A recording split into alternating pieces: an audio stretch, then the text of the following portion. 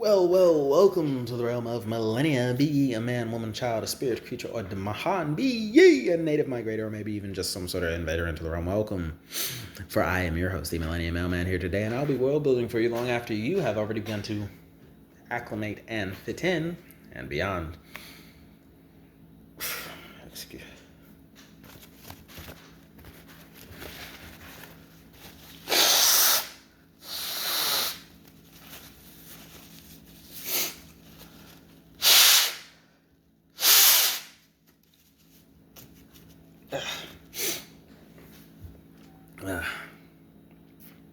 Blowing my nose in the middle of the video is gross, but I refuse to restart the video.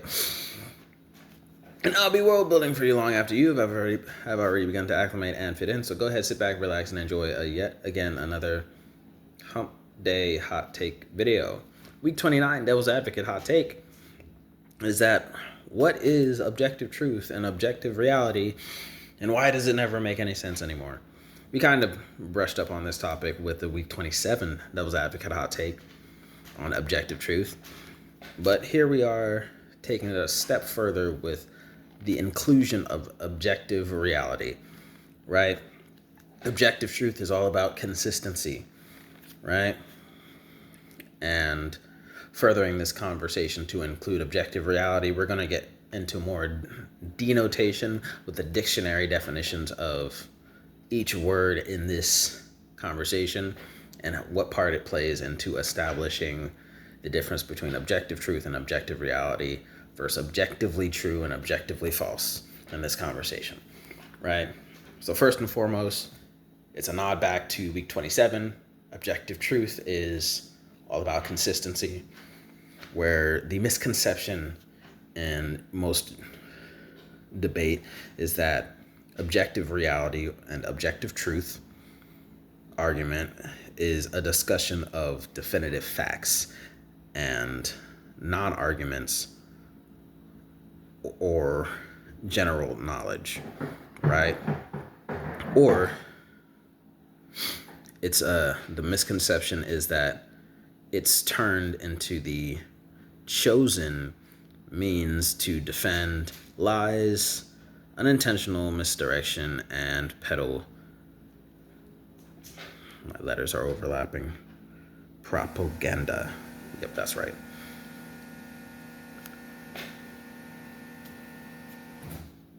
Thank you. Right? So to say it another way, there are two different misconceptions here. One is the misconception that objective truth and objective reality are interchangeable with definitions and definitive facts and such, right? Which are more so non-arguments and general knowledge gaps that people try to use in order to further prove that they're right, even though they can't really support their claims, right? People use objective truth and objective reality when they lack facts, they lack evidence and stuff, when that's a misconception. It could be true, but it's a misconception of what the actual terms stand for, because objective truth has nothing to do with like the true and false, as we established 2 weeks ago. Objective truth is all about the establishment of consistency. And it's something similar with objective reality, but not exactly the same, right? Where objective reality isn't necessarily about the truth, it's about the consistent truth being established, right? So that's misconception number one. Misconception number two is that with the use of objective truth and objective reality, it's more so just a means of defense for propaganda pieces and deception, deceit, and misdirection, be it intentional or not. The use of objective reality and objective truth is just another means of defense for lies, misdirection, and peddling of propaganda, which I have no doubt Murphy's Law says that if there is an opportunity to do those things, that is for sure going to be done. So I'm not going to sit here and say objective truth and objective reality has never been used for those particular heinous ideals. Gosh forbid I get struck down by the wills of heaven if I dare do say that. Cross my demonic advocate heart and hope. I nearly suffocated on a burp. Let me stop. Right? But hey, it's not. Those are misconceptions, because objective reality and objective truth aren't those things. So let me tell you something that should indeed clear it up for you to be better debated and used as their proper talking points. When opponents start using objective truth and objective reality, recognize this. If you were to look in a dictionary, the word objective shows up as an adjective and as a noun, right? Objective as a noun is a thing aimed at or being sought. It is an aiming of intentions, right? Objective truth and such isn't objective as an objective and noun. Otherwise, it would be a noun and noun. It's when you... Okay. Let me restart, right? Objective, the word objective shows up as a noun and as an adjective, right? But when you hear objective truth in a conversation, it isn't noun and noun, it's adjective and noun. Where if it was noun and noun, it would show up to be like an aimed target. Let me just find the word here.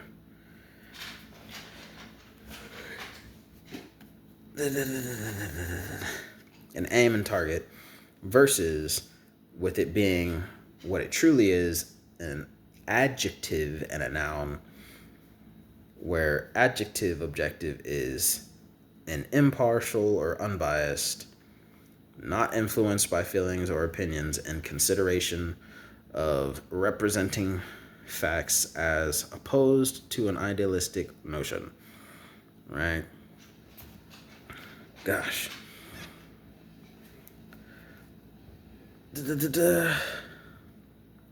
Person or their judgment, right? So when we talk about objective truth and objective realities, let's focus on objective truth here. When we're talking about objective truth, it is with it being objective adjective and truth as the noun. Truth is truth.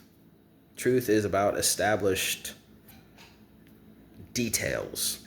The truth is detailed and established details. Now we have the adjective, which is objective, impartial, and unbiased, uninfluenced, right? The unbiased details. The objective truth is just a matter of pattern recognition. How you put it together can indeed be biased, because anything you process into your brain, be it intentional or unintentional, is confirmation biased, right? So when you put these things, these patterns of recognition you have together, it becomes biased at some point. But when you're talking objective truth, you're trying to comprehensively put together a baseline pattern for the discussion, right? Objective truth, adjective and noun. The noun, the person, place, or thing, is the truth. The adjective is the objective, the intention, the impartial, unbiased pattern being established for the consistency. Because remember, objective truth should be synonymous with consistency. It's a pattern.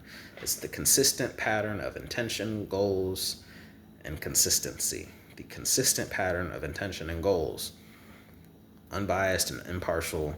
It's the layout of all this truth, the noun being put together to establish this conversation and how we proceed on from here, right? A similar thing here with the establishing of reality, right? Where reality, it's exclusively a noun. It's a noun that says the world or state of things as they actually exist. Where if this was a noun, the objective reality would basically be saying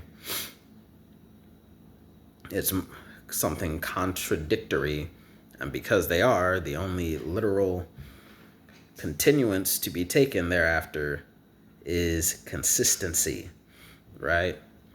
Where objective is the goal, aim, intention, meeting truth and reality, which is something that must be taken without idealistic ideologies, beliefs, and feelings, and opinions and notions and ideas and personal bias and thoughts. So when we have these two nouns meshing, the speaker is essentially voicing that there is some sort of Venn diagram analysis. That is definitely not a word.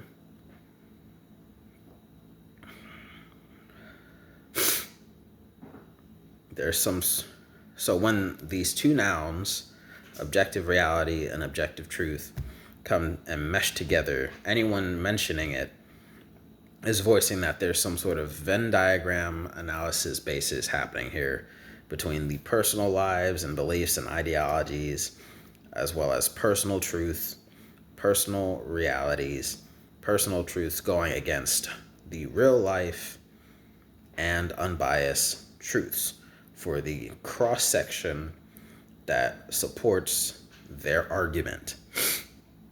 And this right there, that cross-section is what makes the only proper rebuttal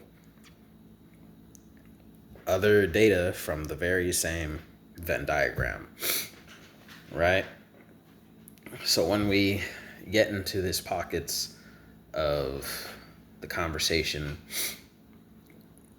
the only real way you can properly debate after you establish direct objective truth is to operate within the Venn diagram being talked about in your discussion.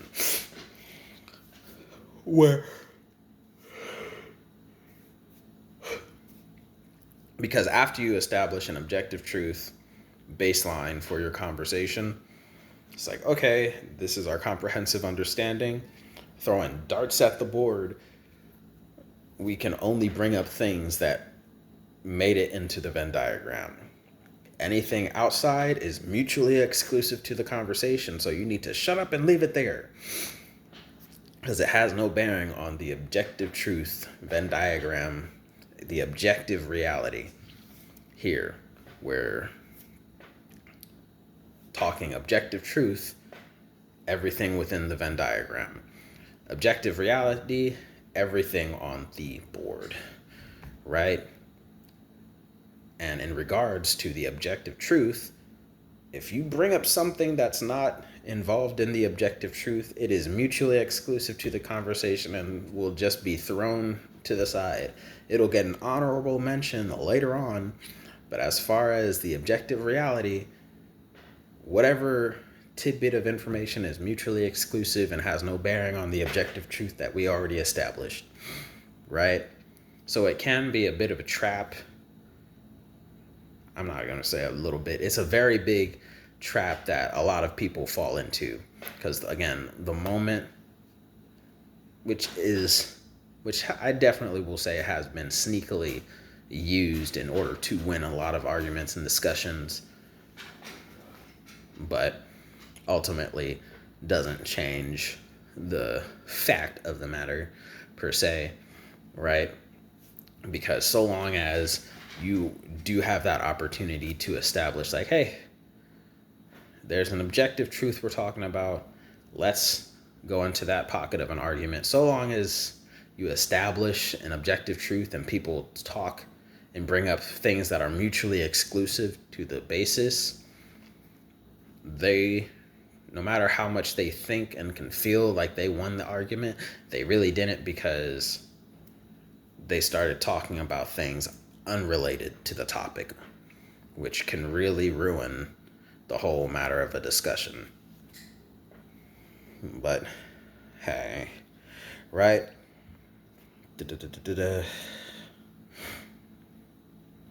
And that can really make for a pretty big power move. Pardon. And doing something like that, bringing up objective truth and objective reality, can be a bit of a power move, because it can discombobulate whoever your opponent in the midst of the discussion is, right? So back to the big question, what is objective truth? What is objective reality? And why does it never make sense anymore? It's, for all intents and purposes, is a power move of discombobulating you into being so confused you can't even properly answer the question, right? It's a power move that invalidates anything and everything the person who brought up objective truth and objective reality, they don't like. I don't like that you're bringing it up numbers. I don't like that you're bringing up these particular evidence and details. How about we stay on topic to the objective truth that I gave you, and how about you combat that, right? It's a bit of a power move and establishes a very finite number of things you can necessarily talk about that you kind of have to concede to in order to further the conversation from there, right? Because it really limits the amount of things you could use to further and progress your own rebuttal talking points in order to, quote unquote, win this part of the discussion, right? Because it limits your talking points, again, to the very diagram that they made and established for or with you. And if you don't, then you're basically arguing objective truth against objective facts, which again is a bit more mutually exclusive to the discussion at hand, right? Objective truth versus objective facts. It complicates the diagrams, right? Which is very different in making you establishing who exactly is shifting the goalpost per se. I know that's a common phrase nowadays. Shifting goalpost. You're shifting the goalpost. You're shifting the goalpost. Well, this kind of complicates things, because after we establish an objective truth, the first person to talk outside of the Venn diagram of objective reality is the real person shifting the goalpost. Like, I mentioned objective truth, and now you're mentioning objective facts, right? It's all in the realm of reality, but it's not all in the realm of objective truth. My objective truth versus your objective facts, which is a whole different diagram, right? So we can go back and forth, but ultimately, it's just most unfortunate. Objective truth and objective reality are factors of consistency and baselines to conversations in order to better control the talking points of a discussion, of a debate, of a natural discourse. It's creating guidelines and barriers. That's what objective truth and objective reality is in a conversation. It's an establishing of guardrails and barriers to your conversation so that you can stay on point and be able to target who is in the wrong for deviating off the point, right? And the reason why it doesn't make any sense anymore is because of the misconceptions that has gotten people to become so, I'm not sure if this is the right word, but disenfranchised, desensitized to what the actual meanings and purpose behind the phrase and terms are. Objective truth, objective reality, right? It doesn't make sense anymore because people have so far devolved from using the terms for their proper intended purposes that it can basically feel darn near impossible in order to have these conversations genuinely without derailing away from the actual conversation, which is most unfortunate. But hey, that is just me, your devil's advocate.